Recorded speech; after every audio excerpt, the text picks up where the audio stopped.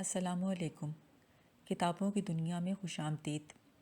سید علی بن عثمان حجویری رحمۃ اللہ علیہ المعروف داتا گنج بخش کی تصنیف کشف المحجوب سے ایک اقتباس آپ کے پیش خدمت ہے۔ لکھا ہے کہ حضرت ذو النون مصری رحمۃ اللہ فرماتے ہیں، ایک دفعہ میں مصر سے جدہ جانے کے لیے مسافروں کی ایک جماعت کے ہمراہ ایک کشتی میں سوار ہوا۔ اسی کشتی میں ایک گدری پوش نوجوان بھی شریک سفر تھا۔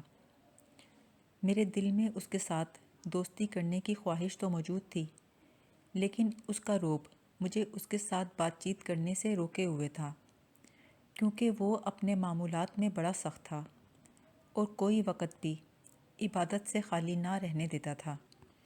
ایک دن کشتی میں سوار ایک سوداگر کا ایک قیمتی موتی گم ہو گیا۔ موتی کے مالک نے اسی نوجوان پر چوری کا الزام لگایا۔ کشتی والوں نے اس نوجوان پر تشدد کرنے کا ارادہ بھی کر لیا، لیکن میں نے انہیں سمجھایا کہ محض شبے کی بنا پر اس کے ساتھ ایسا سلوک کرنا اچھا نہیں، مجھے اس سے اچھی طرح پوچھ لینے دو۔ چنانچہ میں اس کو ایک طرف لے گیا اور بڑی نرمی سے اسے بتایا کہ ان لوگوں نے اس طرح تجھے چور گردانا ہوا ہے، لیکن میں ابھی تک ان لوگوں کو سختی اور تشدد سے روکے ہوئے ہوں۔ اب تم بتاؤ کیا کرنا چاہیے؟ میری یہ گفتگو سن کر اس نے اپنا چہرہ آسمان کی طرف کیا اور کچھ کہا جو میں سن نہیں سکا۔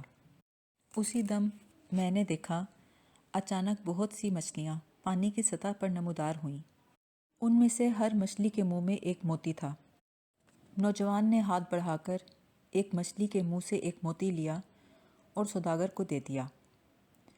اس کے بعد وہ دریا کے بیچوں بیچ کشتی سے اتر گیا اور پانی کی سطح پر پاؤں رکھ کر روانہ ہو گیا۔ یہ دیکھ کر کشتی والوں کو اس کے ولی اللہ ہونے میں کوئی شبہ نہ رہا۔ جس نے دراصل موتی چرایا تھا وہ کشتی والوں میں سے ہی تھا۔ اس نے بھی اپنا گناہ تسلیم کیا اور چوری کردہ موتی سوداگر کو واپس کر دیا۔ تمام کشتی والے بڑے شرمسار ہوئے اور اللہ سے معافی کے خواستگار ہوئے۔